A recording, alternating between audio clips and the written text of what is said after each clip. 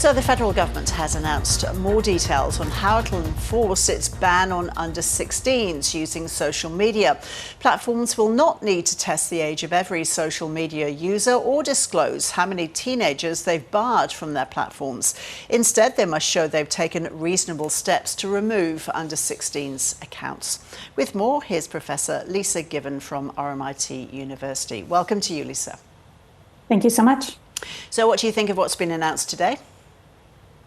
Yeah, not as surprising on many levels. I think we've certainly heard critiques over the last several months about some of the workarounds or potential errors in age assurance technology, for example. So the idea that children, 100% would be taken off of the platforms is something we did not anticipate. So I think what we're seeing here is, quite detailed advice to the technology companies. They're going to have measures in place to demonstrate to the government's satisfaction that they're doing their best to keep kids off of these platforms, while at the same time noting that there will be some that slip through the cracks. I think a critical piece here is also around the notion that we don't all have to prove our age. They will be using existing data, existing information they know about many of their users as a first step in terms of assessing whether people are over or under the age of 16.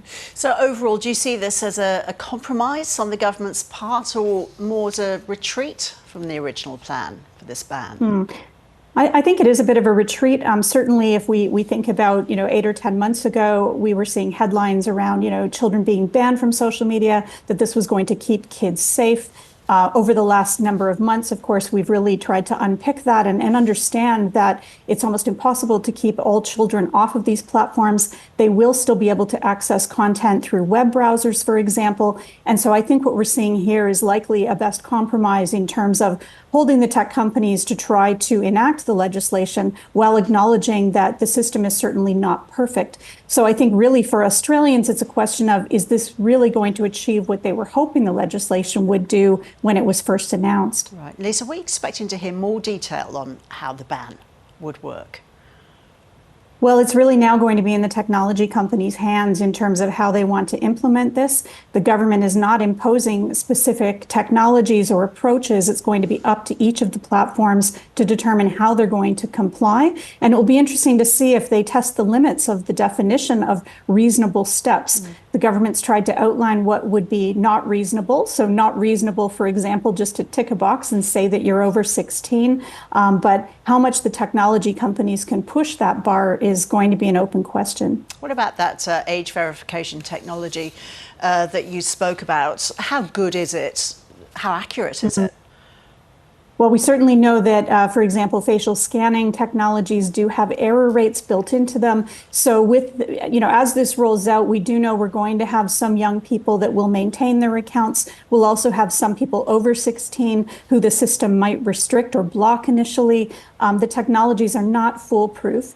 And so we see that, acknowledged in the guidance released today, because the technology companies now have to provide alternate methods for people to prove what their age is if they are restricted inappropriately. You said that young people inevitably are going to find workarounds to the technology. Is there any contingency for that scenario? Yeah, certainly in the press conference today, the eSafety Commissioner talked about potentially reporting mechanisms so that they can start to keep track of what the government or what the tech companies are doing and whether they're achieving the goal of keeping kids off of the accounts.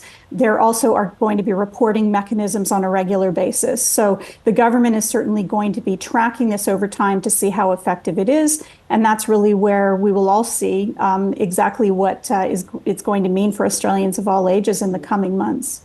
So bottom line, Lisa, how reassured will parents be by what they've heard today? I don't think that they should be reassured, and in a way I hope that they won't be. I feel that the headlines over many months might have given people a false sense of security. What I'm seeing today is very much what I expected in terms of limitations and caveats on this type of legislation. And the eSafety Commission has also said they will be providing resources to parents and teachers and others to help people understand what the legislation means, as well as how to support kids safely online.